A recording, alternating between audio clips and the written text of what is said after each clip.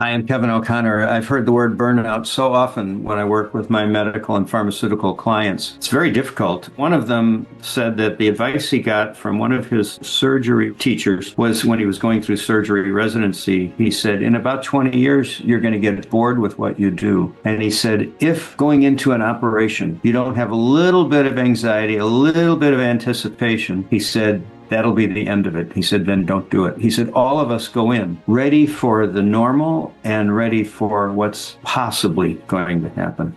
Another doctor said to me once, he said, when I'm doing a surgery, he said, I know that I am the only one who thinks about that patient all night long until the next morning when I can see them. He said, everybody else is on a shift. He said, I'm the one who's dedicated to the patient. He said, that causes anxiety. So he said, I have to manage that as well as my confidence that I can help out in this situation. So when we think about this burnout, well, here's an example. I was in an elevator with a pilot the other day at the airport, and I said, going anywhere glamorous? And he said, yeah, Des Moines. And then we laughed, and I said, you still like this work? He stopped for a minute, and he said, I love flying planes. I don't like everything that goes on around it, which keeps getting more complicated. Doctors have told me the same thing. Nurses have told me the same thing.